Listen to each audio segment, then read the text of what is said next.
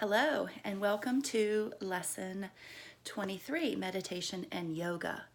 So, a lot of times people think, oh, if I just practice meditation and yoga, that makes me a spiritual person, or they think that all spiritual people have to practice meditation and yoga.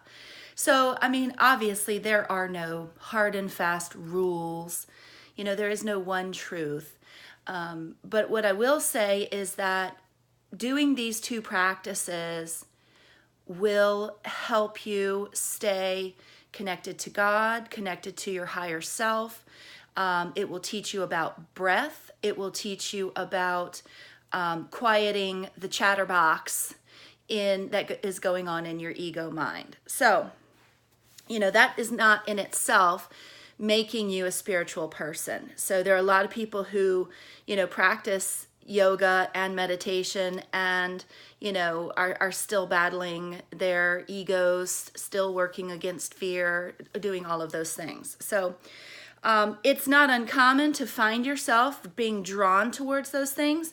If you think about it, we talked about intuition, and, one of the phrases that I really enjoy about intuition is, if prayer is talking to God, intuition is hearing him speak back.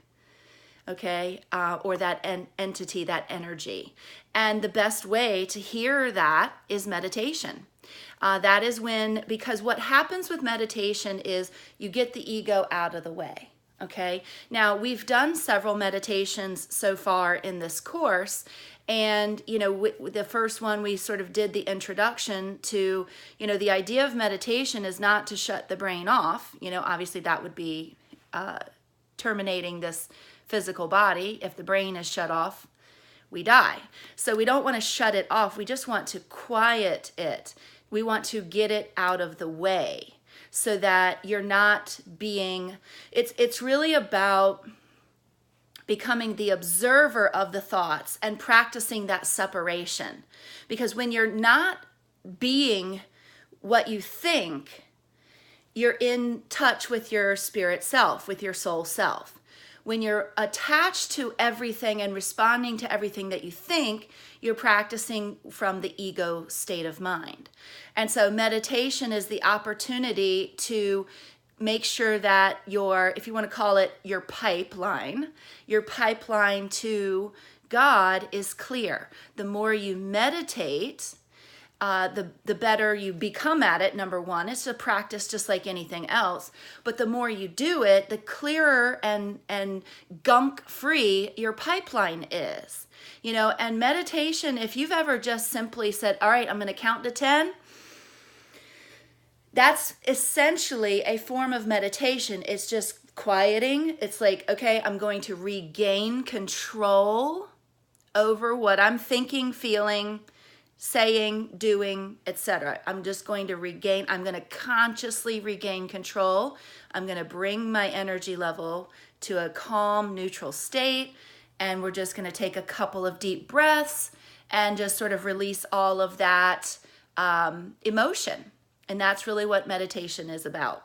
It's just getting into that quiet place where you're not shutting the brain off, but you're detaching from what the brain is doing. Whether you're using a guided meditation or whether you're just listening to some music, chanting a mantra, or really just trying to connect to your higher self, all of those practices are useful on your journey.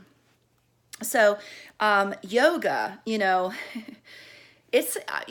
is such an amazing experience because, really what you'll probably find most if you do start and maintain a yoga practice is learning how to breathe.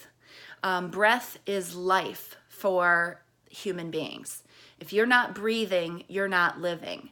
And some of us breathe very shallow, some of us breathe very deep. It's learning how to control the breath, and really it gets you into the present moment. What I like about yoga is that, the practice is yours. It's very it's a lot more challenging than you might realize if you've never done yoga. There's all kinds of different ways to do it. I mean, there's restorative yoga. So if your physical fitness level is not very good, try restorative yoga. I mean, it is one of the most relaxing experiences outside of a massage, and then maybe energy healing. Doing restorative yoga it's just going to relax your entire body.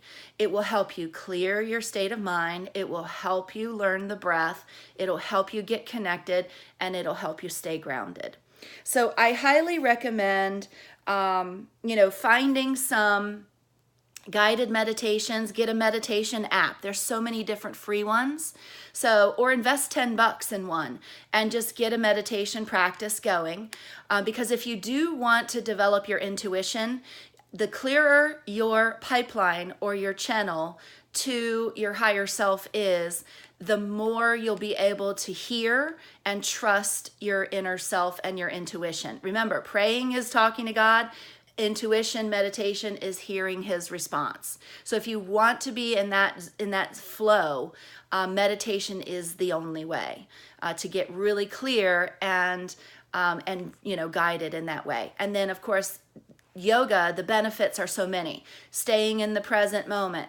You'll find some level of physical fitness. You'll feel more grounded. You'll learn how to breathe properly, especially if you find yourself in fearful or anxiety situations. You'll learn how to deal with all of those things. So I definitely recommend, we're not going to talk a lot about this because, I want you to discover these things in your own way, but I do want to make a mention of them in this course because they are an important extra added bonus. It's not essential, but it is an added bonus to any spiritual journey, and really getting your connection, coming into your spirit self. So I do recommend, if you have any suggestions or any experiences with either of these or questions, I'd love to hear from you in the group. I'll see you on the next video.